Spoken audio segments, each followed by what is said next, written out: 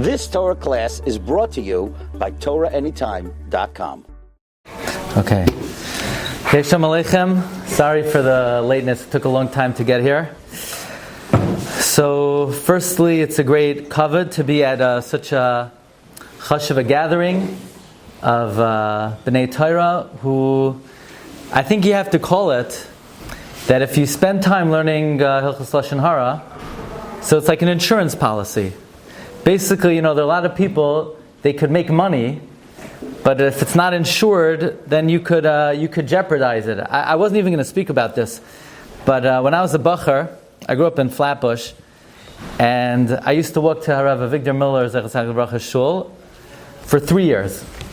I have even a notebook of questions that I asked him personally. And the Chavetz Chaim brings, I believe, in the Shmiras HaLashon from the Chavetz Havavos in the Shaar that if a person speaks Lashon Hara about somebody, you could lose all your mitzvahs. You ever come across that? I'm sure you've heard that. The Chavetz Chaim brings it down. If it's a pachad noira, a person could be learning the whole day. So I was always wondering about this. I asked Rabbi Miller, what does it mean?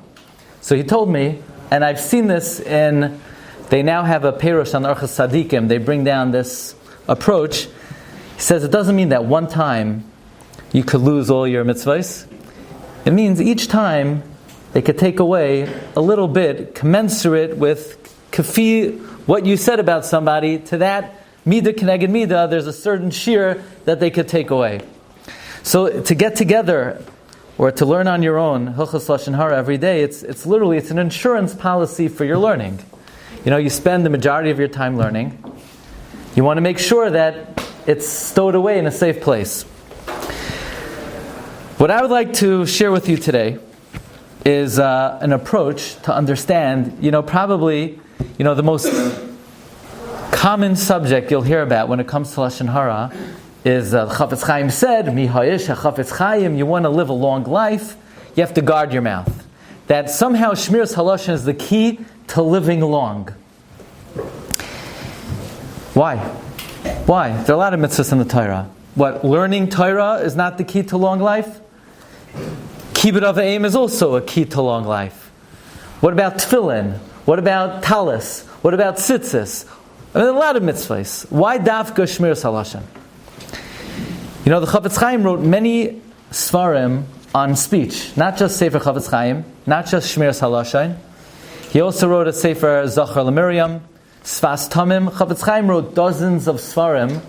Many of them are about Shmiras HaLashon. And in the Sefer Zachar LeMiriam, Chavetz Chaim writes, he says, B'chesed Hashem Yisbarach higati legvuros. I reached Gevuros, I reached 80 years old. He says something amazing. Chemat kol yomai lehisachti dati milhisboinoin oidos chelek hadibar. I never distracted myself from thinking about the faculty of speech. In other words, Chavetz Chaim was fascinated with the faculty of speech. He was always thinking about the faculty of speech. So I would like to present to you an approach to understanding why the key to life is guarding your speech. First thing I want to share with you, the Gemara in Erechim says something very interesting. Gemara says that all the limbs in the body are vertical, which is, you could think about that. They're vertical. The heart is vertical. The liver is vertical. The kidneys are vertical. There's only one limb that's horizontal. The tongue is the only limb that's horizontal. Okay, what are you going to do with that? Says the Maral, so this comes to teach us a revolutionary understanding of words, of speech. We think, okay, I could talk, right? So I'm going to talk. I'm at a bar mitzvah, I'm at a chasna, I'm sitting next to somebody, I'm in class, it's recess, I'm able to talk, so I'm going to do that. Why not? Just like I'm hearing all day, I'm seeing all day, so I'm going to talk. Says Maral, no. Let's say you had a pistol. Would you say, well, I have a gun, so I'm going to use it? What do you have it for? I have it, so I'm going to use it.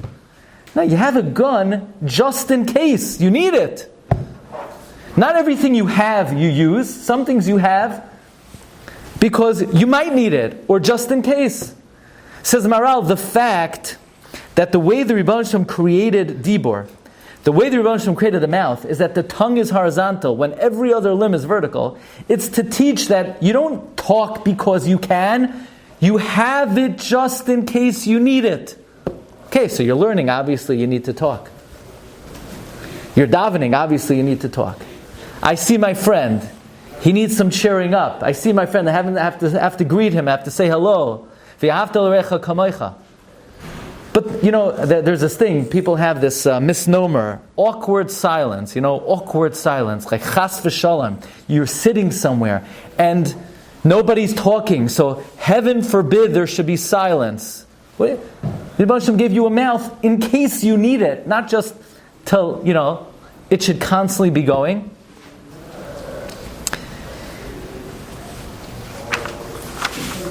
It's very interesting. There are two psukim in Shiurim that are almost identical. You have a pasuk in Parak Daled, pasuk Beis, Shinayich ke'eder haketzuvos. And then in Parak Vav, pasuk Vav, Shinayich ke'eder harachelim. So Shaar Kadosh brings from the Rakeach that we have a tradition. Now it's interesting. How many teeth does a Jew have? So what do you mean, how many does a Jew have? In the Sfarim, they talk about that only Klal Yisrael has this number of teeth. How many teeth does a Yid have? 32 teeth. 16 on the top, 16 on the bottom. So what do I mean only a Jew? You could look in the Sefer Shevet. Most are Oivid Koichav Mazolois. There's a Messiah, they might have a different number of teeth. Okay, we're not talking about that right now. A Yid has 32 teeth. 16 on the top, 16 on the bottom. The Shla brings from the Rakeach that the physiology of the teeth is to teach us what the mouth is for. What does that mean? The Rebbeinu Shem gave us a mouth for two things. For Torah and for Tefillah. Now, another misnomer is, people think, the Ikar learning is in the Seder, and Kriyas HaTorah, that's when I could chap in more learning. No, the Ikar limud of the week is Kriyas HaTorah. The Ikar limud HaTorah of Klal Yisrael is Kriyas HaTorah. It's Talmud Torah D'Rabbim. How many aliyos are there? So you have 3 on Monday, 3 on Thursday, 3 Shabbos by Mincha, and 7 on Shabbos. 16. Your top teeth are for Torah. Torah is represented by the number 16. The aliyos of when we lay in the Torah. How about Tefillah? Tefillah keneged karbanos tiknam. Yeah? Tefillah keneged karbanos. So how many karbanos are brought a week? You have Tamid Shel Shachar, Tamid Shel Ben Arbayim. That's 7 days a week. Times 14, that's 2 times 7 is 14. But Shabbos, there are 2 musafim. So there's 16 karbanos a week. Tefillah is also represented by the number 16. So if you wanted to know, the Rebbeinu Shem gave me a mouth. The Rebbeinu Shem gave me the Koach HaDibor. What is it for? What am I supposed to use it for? The answer is just look at how the Rebbeinu Shem constructed your mouth. The tongue is horizontal. It's there just in case you need it. What would I need it for? So I have 16 teeth on top. Keneged Torah, 16 aliyos a week.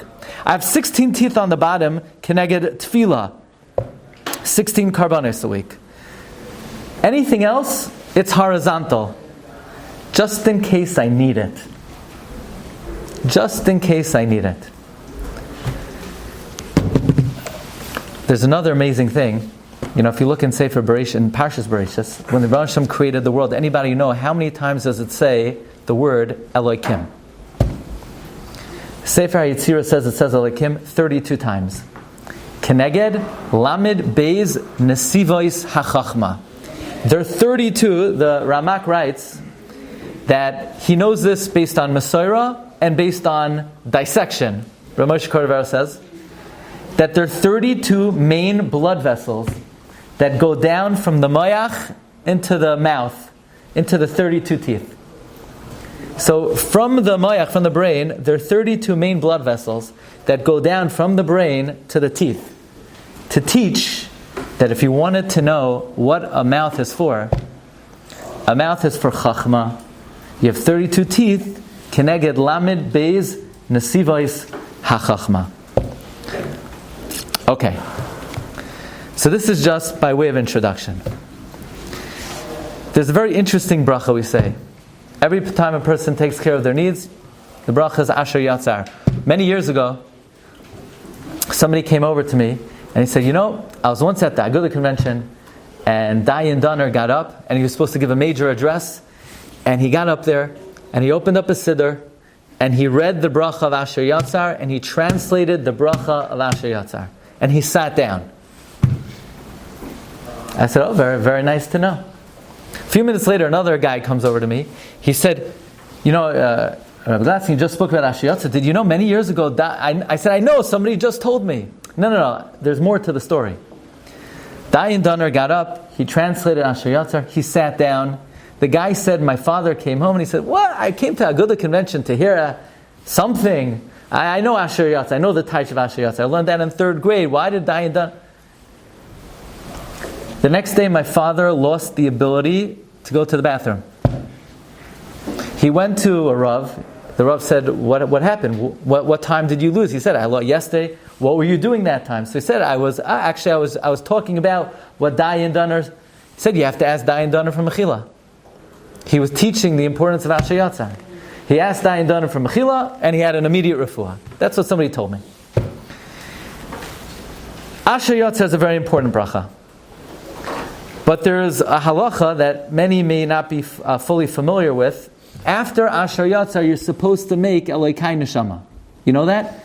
Even though according to the Mechaber, Asher Yatzar and Elokai Neshama is not bracha smucha lechaverta, so maybe Svardim do not have to make Elokai Neshama right after Asher Yatzar. Many Sidurim, between Asher Yatzar and Elokai Neshama, you have brachas HaTorah. It's not really correct. The Gemara says, Asher Yatzar and Elokai Neshama is bracha hasmucha lechaverta. Can't just make an Elokai Neshama, it doesn't begin with a baruch, so you juxtapose Asher Yatzar with Elokai Neshama. Fine. Just I'm wondering, who came up with combining these two brachas? Asher Yatzar and Elokai Neshama? Asher Yatzar is a bracha for the lowest function of man, the most base function of man. Physical function, going to the Beis HaKisei. Elokai Neshama talks about the divine origin of the Neshama. Who came up with this? To fuse together Asher Yatzar and Elokai Neshama? But it's very interesting. We fuse it together with the following two words. Baruch Atah Hashem, Roifei Chol Basar, which is very appropriate for Asher Yatzar. It talks about Hashem healing man's flesh.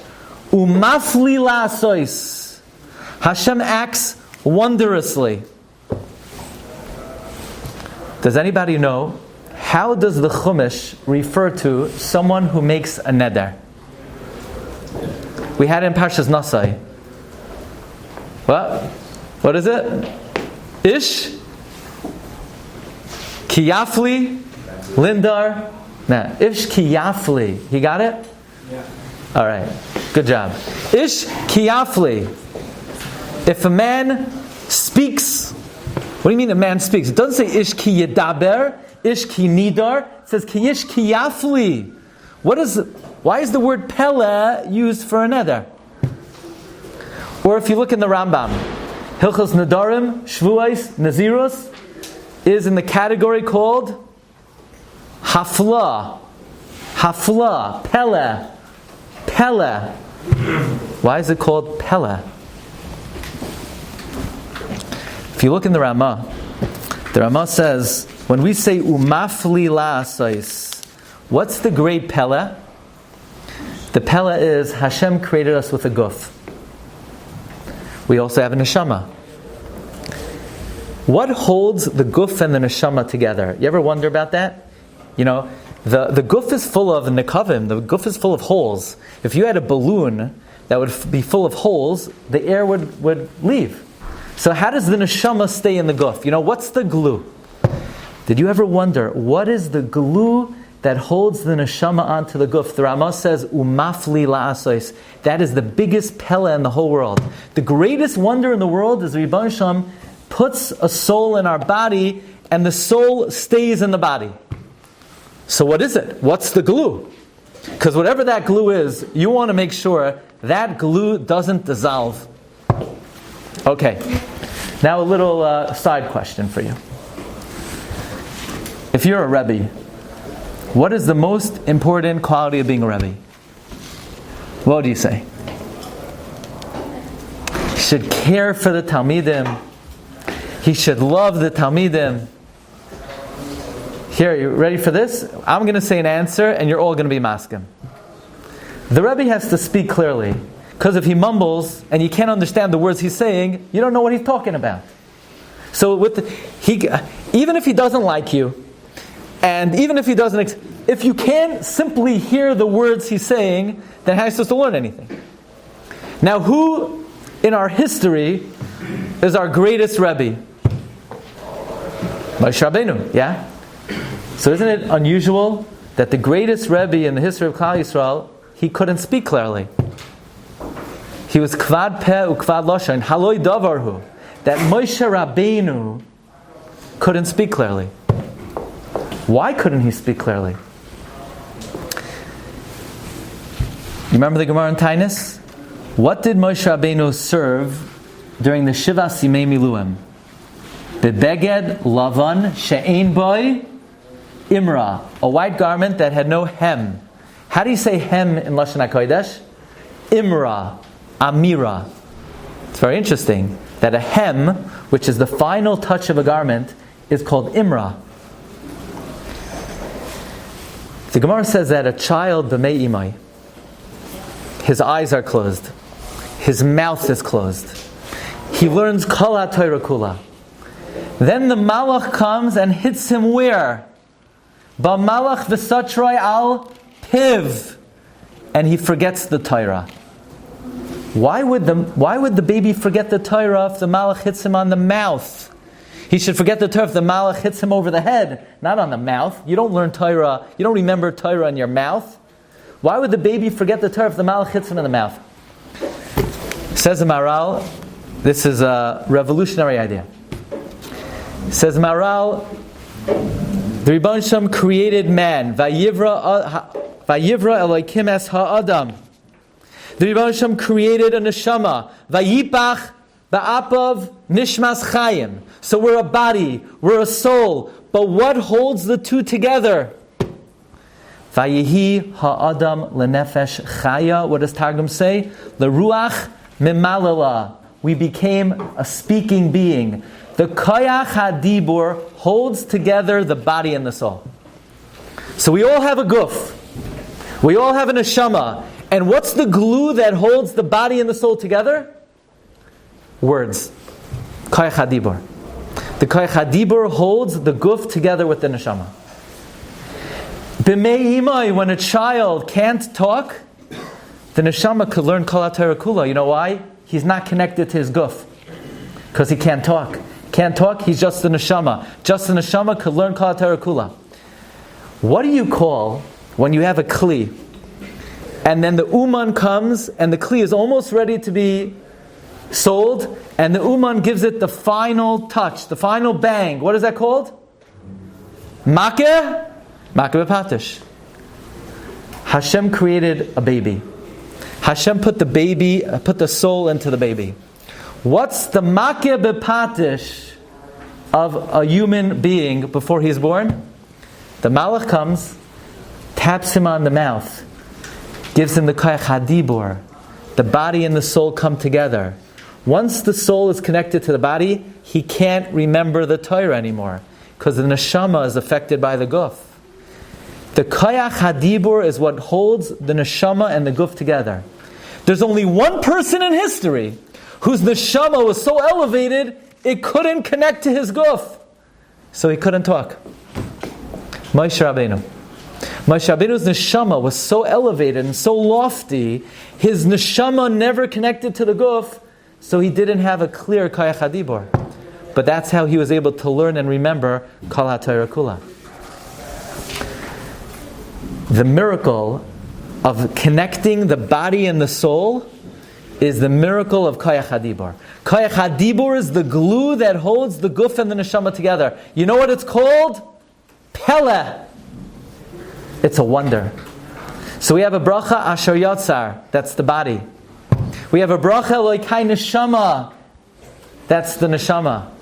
And what connects these two brachos? Two words. Umafli la'asais. That's the pele of the koyach hadibor. The more you guard your dibor, the more the neshama could stay in this world. The key to long life. See, the neshama is not very comfortable in this world. This world is hostile to the neshama. The neshama is looking around, what could you offer me over here? Where do I have to live? I have to live in a guf? The neshama doesn't want to stay there. The glue that holds the neshama and the guf together is a koyach hadibor. Mihayish hachafetz chayim. How do you live long? Nitzar l'shayin chamera. That is the pele of the koyach hadibor. It is the greatest insurance policy. It ensures that the neshama has a comfortable place to stay in this world. That is why the key to arichas yamin b'shanim is the koyach hadibor. So you look at your tongue. It's horizontal. It's a weapon. It's there if you need it. You need it? You wake it up. You say, tongue, wake up. Then the tongue has to come out of the peh. The Gemara says, out of the shinayim, out of the sfasayim. It's there. Sometimes you need it. When you learn, you always need it. When you daven, you always need it. You have to greet someone b'sever panim yafais. You have to make sure your friends are happy. You come home, you have to say hello to your parents. People walk into the house, they're on the phone. Yeah. Now do that. You walk into your house, you have to say hello to your father and your mother. They ask you, how's your day? Boo. No. That's when you have to wake up your tongue. You need to give full responses. Tell them how your day was. They're working hard to pay for your tuition. They want to know a full answer how the day was. That's when we wake up the tongue. Other times, you need to ask yourself, do I need to be using this faculty right now? There are 32 teeth. The teeth come from the Lamed Beis Nesivos HaChachma, 32 pathways from the Mayach. 16 on the top, Keneged Torah, 16 aliyos. 16 on the bottom, Keneged Tefillah, 16 karbanos. But the greatest pele in the world is the great miracle of the koyach hadibor. Koyach hadibor holds together the guf, asher yatzar es ha'adam, the neshama, elokai neshama. They're held together with two words, umafli la'asais. Vayivra elokim es ha'adam, that's the guf. Vayipach bi'apav nishmas chayim, that's the neshama. Vayhi adam lenefesh chaya, the koyach hadibor is the key to chayim ba'olam hazeh. So I want to thank my good friend Rabbi Ephraim Wolf for giving me this wonderful opportunity. I wish you all bracha v'hatzlacha, b'siyata d'shmaya, in the zechus of being shomer pinu u'l'shaynenu. We should be zoicha to have a tremendous aliyah from all of our learning, and we shall be zoicha arichas yam v'shanim. Thank you very much. Bracha v'hatzlacha. You've just experienced another Torah class brought to you by TorahAnytime.com.